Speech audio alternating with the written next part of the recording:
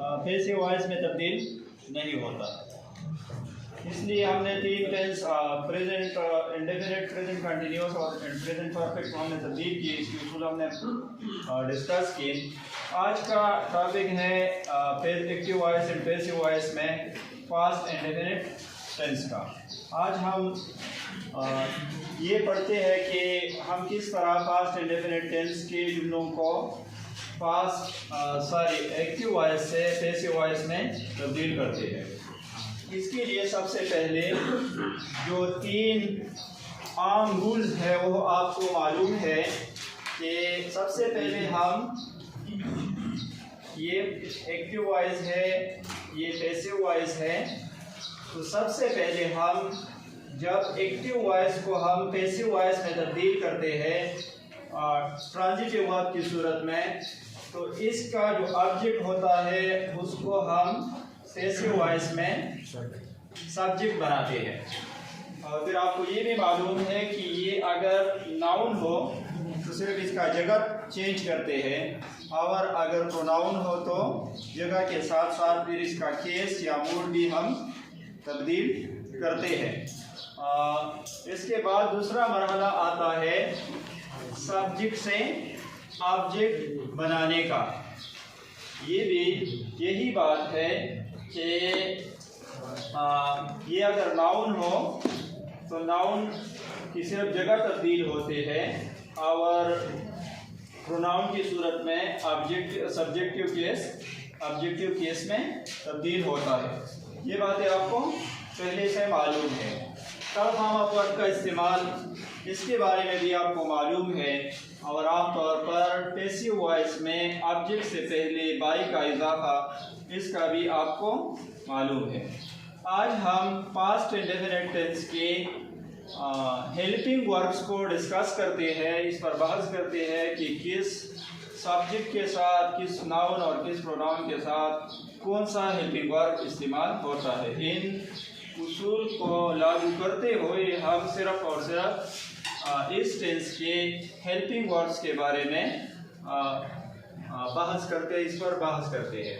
आपको मालूम है कि पास्ट इंडेफिनिट टेंस में फिर एक्टिव वॉइस में वर्ब का सेकंड फॉर्म इस्तेमाल होता है। इस टेंस के का जो एक्टिव वॉइस होता है ए बी, इसमें इस्तेमाल होता है सेकंड फॉर्म ऑफ वर्ब। और ये सेकंड फॉर्म ऑफ वर्ब इसका ये एक ही इस्तेमाल है कि ये सिर्फ पास्ट इंडेफिनिट टेंस में एक्टिव वॉइस में इस्तेमाल होता है, और इसकी पैसिव वॉइस में कौन सा फॉर्म इस्तेमाल होगा वर्ब का? Third form of verb. आपको मालूम है कि कभी भी पैसिव वॉइस में थर्ड फॉर्म ऑफ वर्ब के अलावा कोई और फॉर्म इस्तेमाल नहीं होता। तो ये इसके एक्टिव वॉइस में सेकंड फॉर्म इस्तेमाल होता है और पैसिव वॉइस में थर्ड फॉर्म इस्तेमाल होता है। इसकी जो हेल्पिंग वर्ब्स है, helping verbs used in passive voice. इस टेंस में दो हेल्पिंग वर्ब्स इस्तेमाल होते हैं, वो है वाज एंड वर्ब। आपको ये मालूम होना चाहिए कि सिंगुलर जो नाउन्स और प्रोनाउन होते हैं, सिंगुलर, उनके साथ वाज इस्तेमाल होता है। मिसाल के तौर पर आई सिंगुलर है, आई वाज। ही सिंगुलर है, he was. She singular and singular name at and singular name.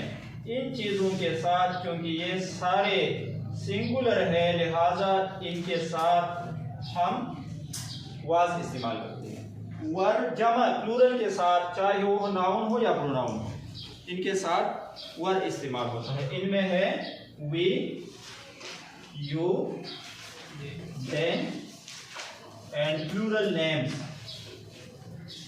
Plural names के साथ वर्ब इस्तेमाल होते हैं। ये तो इसके हेल्पिंग वर्ब्स हैं। इसके जो इंट्रांजिटिव सेंटेंसेस है वो या वाज से शुरू होंगे।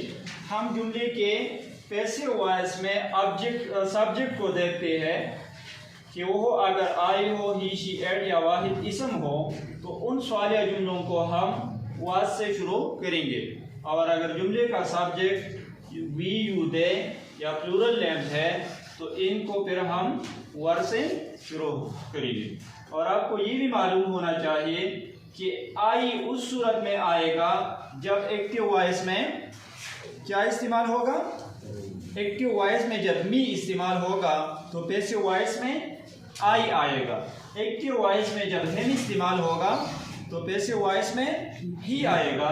और इसी तरह पैसिव वॉइस एक्टिव वॉइस में जब हर इस्तेमाल होगा और वो हर ऑब्जेक्ट को जब हम सब्जेक्ट में तब्दील करते हैं तो वो हर शी में तब्दील होगा। एट का सिर्फ जगह तब्दील होता है और इसी तरह नाउन का भी सिर्फ जगह तब्दील होता है। इसी तरह वी बनता है किस चीज़ से? वी बनता है अस से। यू का सिर्फ जगह तब्दील होता है। दे बनता है दिम से। ये आपको याद है कि अगर एक्टिव वॉइस में ये आते हैं तो पैसिव वॉइस में ये आएंगे। एक्टिव वॉइस में आया है हिम, सारी मी से शुरू करते हैं। एक्टिव वॉइस में मी आया है, पैसिव वॉइस में आई में तब्दील होगा। एक्टिव वॉइस में आई आया है, पैसिव वॉइस में ये मी में तब्दील होगा। और इसी तरह एक्टिव वॉइस में जब अस आया है तो ये पैसिव वॉइस में किस चीज़ में तब्दील होगा? वी में। और अगर वी आया है तो ये अस में तब्दील होगा। इसी तरह यू का जगह तब्दील होगा। ही अगर आया है तो ये हिम में तब्दील होगा। और हिम अगर आया है तो ये ही में तब्दील होगा। शी हर में तब्दील होगा और हर शी में। और दे दिम में और दिम दे। ये बातें अगर आप ये नहीं जानते कि प्रोनाउन क्या होता है और केस क्या होता है, मूड क्या होता है, तो ये सिंपली आप याद कर सकते हैं। इसी तरह की तब्दीली ये ज़रूर आएगी। अगर ये अल्फाज कहीं एक्टिव वॉइस में आया हो तो ये अपने कोरेस्पॉन्डिंग इस पैसिव वॉइस में इसमें तब्दील होगा। ये इसके रूल्स है। अब इसके चंद मिसालें लिखते हैं।